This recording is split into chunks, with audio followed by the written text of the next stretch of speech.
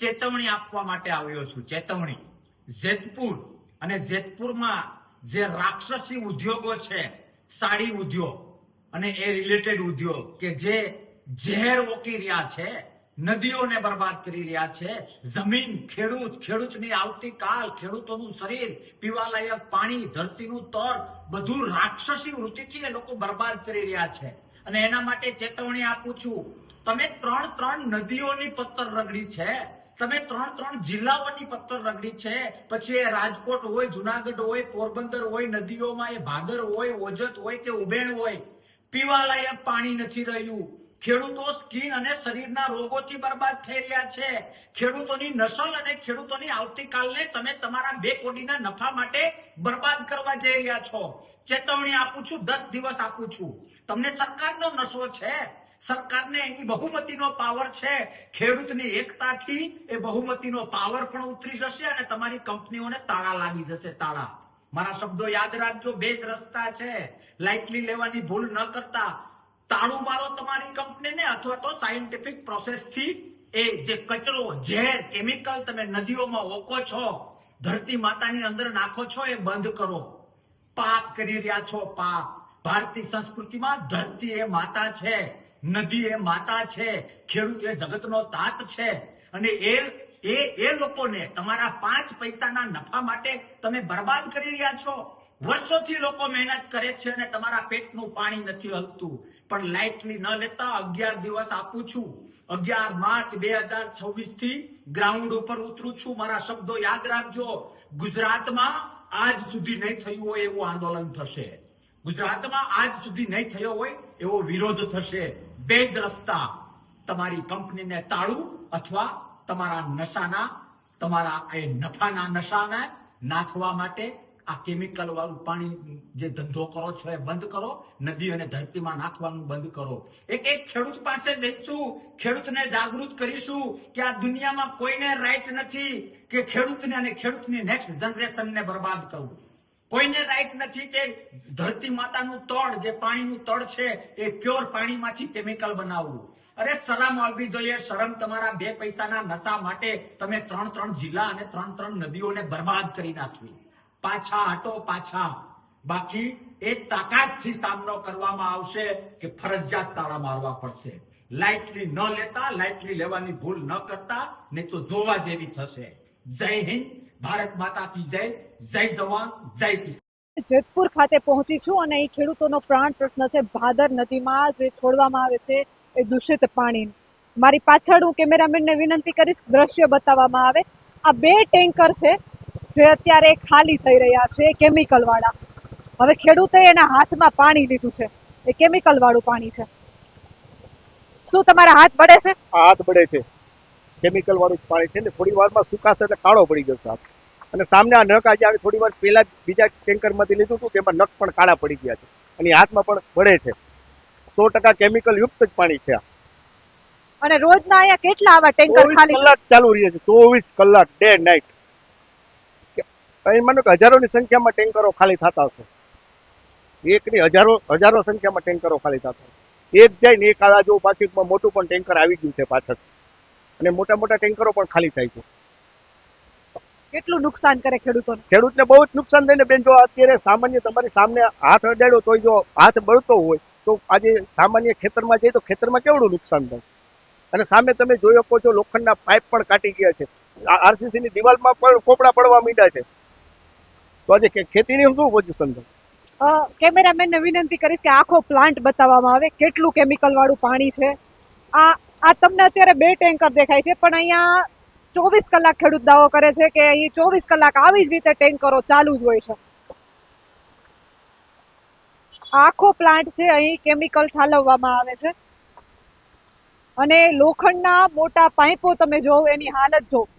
એ લોખંડનો પાઇપ છે એમાં કાટ જામી ગયો છે. લોખંડ જેવું લોખંડ જો એમાંથી પીગળી જતું હોય તો પછી આ કેમિકલ નુકસાન કેટલું કરતું હશે.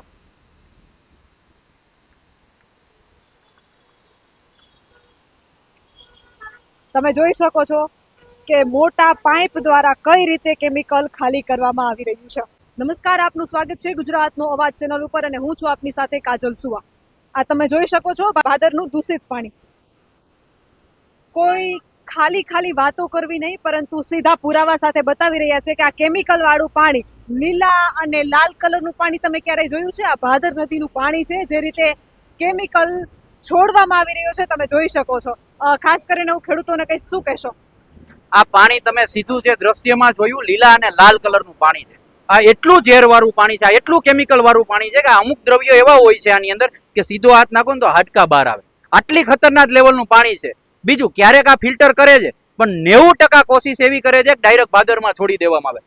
અત્યારે આ પાણી છે એ શેમાં છોડે છે? આ અત્યારે ફિલ્ટર પ્લાનમાં છોડે છે. આ ક્યારેક ચાલતો હોય, ક્યારેક ના ચાલતો હોય. આ ફિલ્ટર પ્લાન અત્યારે જો આ હાલત જોવાની કેવી છે, અને હું દ્રશ્ય બતાવવા માંગીશ કે તમે એકવાર વાં નજર કરો કે જ્યાં પાણી કેમેરામેનને વિનંતી કરીશ કે મને ફોલો કરે અને બતાવવામાં આવે.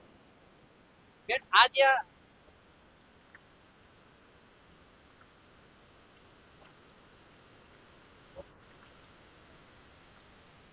બેન, આ જે પાણી ભરવામાં આવે છે ને, એ પાણીના ટેન્કર જ્યારે છલકાય ને ત્યારના દ્રશ્ય છે, આ કાટી ગયું છે.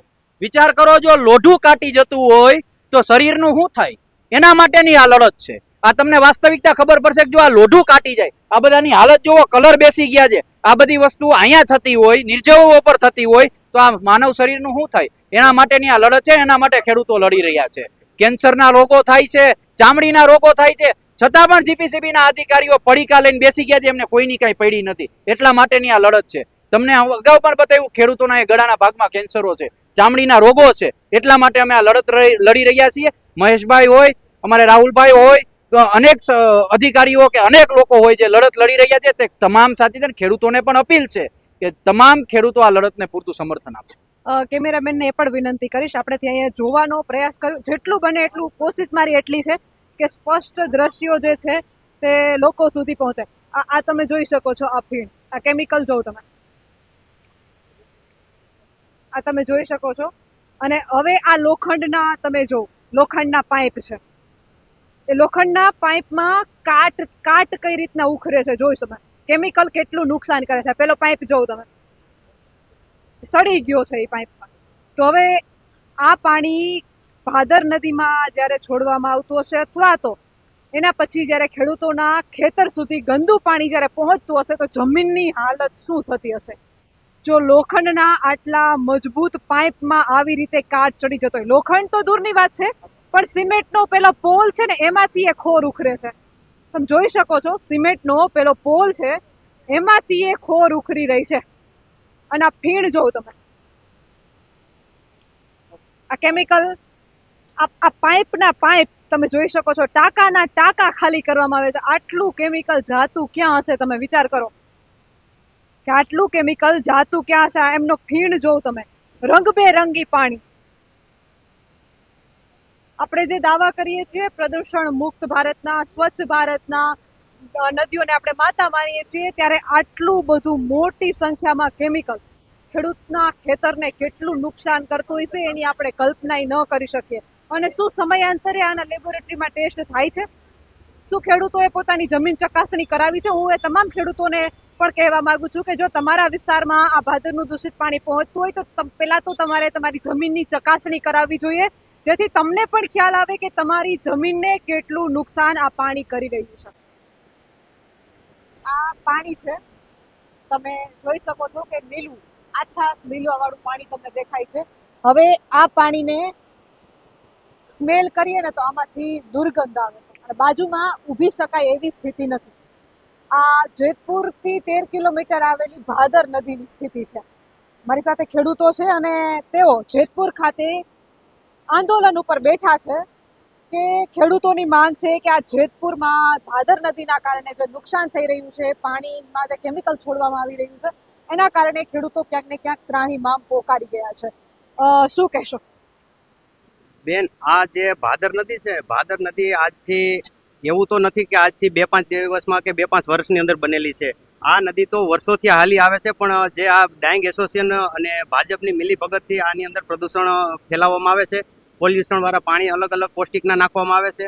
અને આ નદીનું પાણી ઠેઠ આજથી અમે 6 મહિના પહેલા હું ને પ્રવીણભાઈ રામ પદયાત્રા માટે ઘેડમાં નીકળ્યા હતા. ઘેડની અંદર અમે 250 કિલોમીટરની પદયાત્રા કરી અને દરેક ખેડૂતોની વેદના સાંભળી.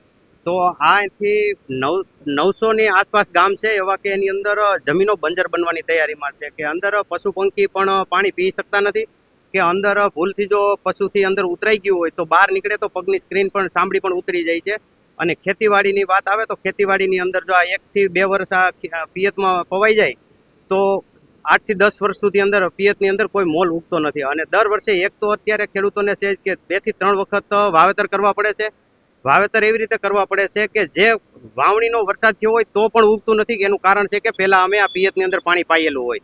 આ પાણી પાયેલું હોય એના કારણે જો વરસાદ આવવાથી જો 3 વરસાદ થવા છતાં પણ જો ઉગતું ન હોય તો આ પાણીનું કેટલું અટાણે પ્રદૂષણ હશે. એના માટે જો મારી પૂર્વ તૈયારી આગળની એવી છે કે આજ સાંજેથી હું ઉપવાસ આંદોલન ચાલુ કરું છું.